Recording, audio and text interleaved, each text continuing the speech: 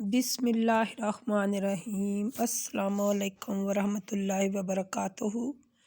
ہاں جی، کیسے ہیں آپ سب؟ اور سنائیں، سب خیر ہے؟ آج کا ہمارا جو سبق ہے سورۃ بقرہ کی آیت نمبر 116 اور 117 ہے۔ تو چلے شروع کرتے ہیں۔ اللہ تعالیٰ سے دعا ہے کہ ہمیں صحیح پڑھنے کی توفیق دے اور اس پر عمل کرنے کی بھی توفیق دے۔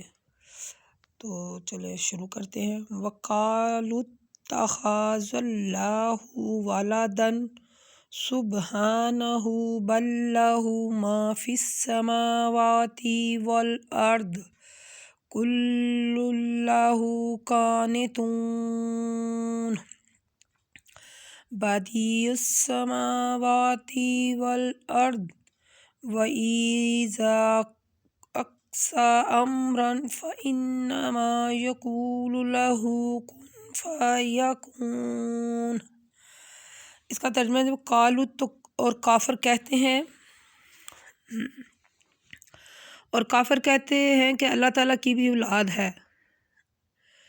نہیں، وہ اولاد سے پاک ہے۔ آسمان اور زمین میں جو کچھ بھی ہے وہ تمام چیزیں اس کی فرما برداری میں ہیں۔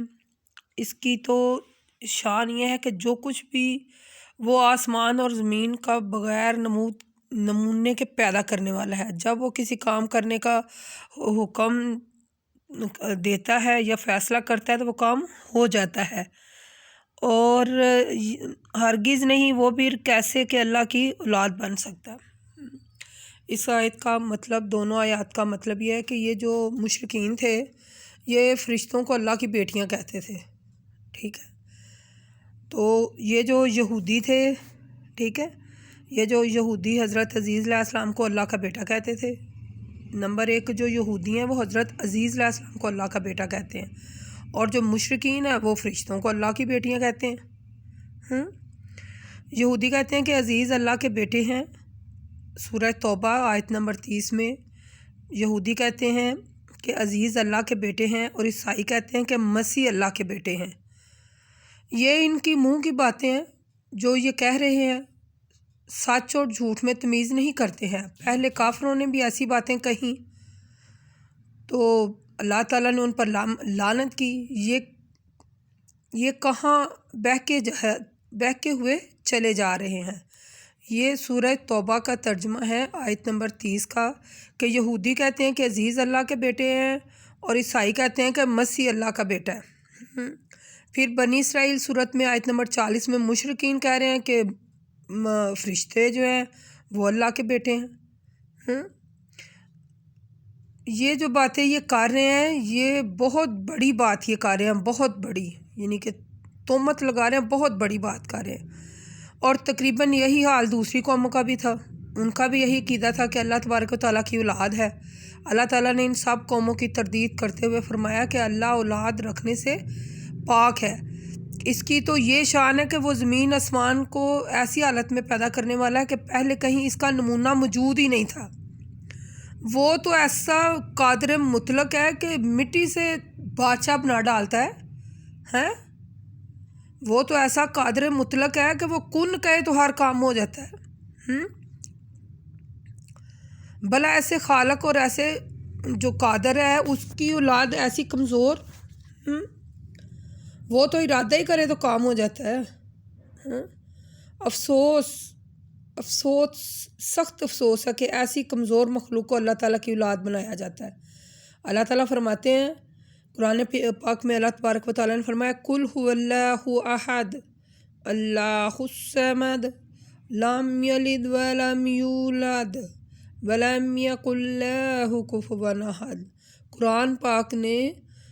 قرآن پاک میں اللہ تبارک و تعالیٰ نے یہ صورت اتار کر یہ جو لوگ باتیں کرتے تھے ان کی تردید کر دی ہے کہ اے رسول کہہ دیجئے کہ اللہ ایک ہے، وہ بے حاجت ہے، اسے کسی چیز کی ضرورت نہیں ہے، نہ ہی اس کی کوئی اولاد ہے اور نہ وہ کسی کی اولاد ہے، اور نہ ہی اس کا کوئی ہمسر ہے۔ جب اللہ تبارک و تعالیٰ نے سورۃ اخلاص اتار کے یعنی کہ وضاحت فرما دی تو اس کے بعد تو کوئی شک شبہ رہتا ہی نہیں ہے، ٹھیک ہے؟ تو کافر جو ہیں وہ اللہ کی اولاد مثلا کافر کہتے ہیں کہ اللہ کی اولاد ہے، اے رسول ان سے کہہ دیں یہ تو بہت بڑی بات، بری بات تم کر رہے، جو تم کہہ رہے ہو نا یہ بہت بری ہے، یہ لوگ رحمان کی اولاد بنا رہے ہیں۔ پھر اسی مثلا اس کی تردید کرتے ہوئے اللہ تبارک و تعالیٰ نے مختلف صورتوں میں، آیات کی صورتوں میں انشاءاللہ ہم آگے چل کر ان پر مزید روشنی ڈالیں گے۔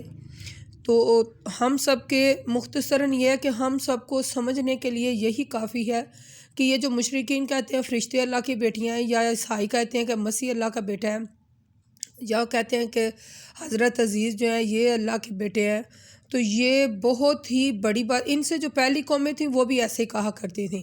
تو انشاءاللہ تعالی ہم آگے چل کر ان آیات کا آپ کو مزید جو ہے نا وہ اس کے بارے میں مزید آپ کو تفسیر اس کی سمجھائیں گے۔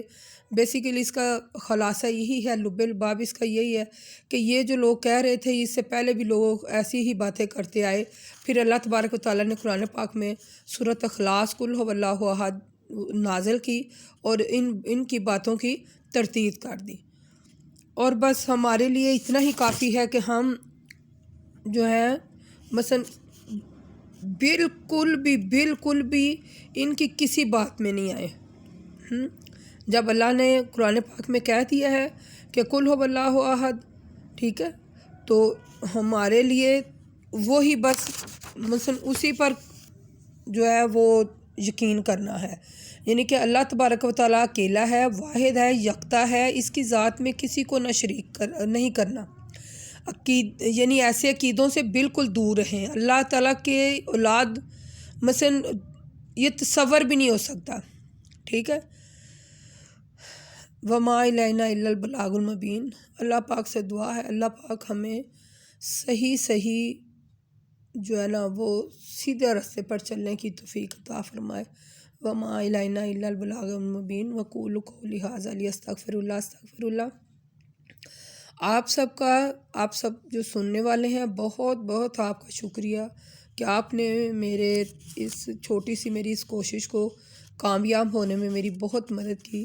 جو لوگ سبسکرائب کر رہے ہیں، جو لوگ اسے لائک کر رہے ہیں، ان سب کا بہت شکریہ۔ اللہ تبارک و تعالیٰ آپ کو اس کی جزائے خیر دے۔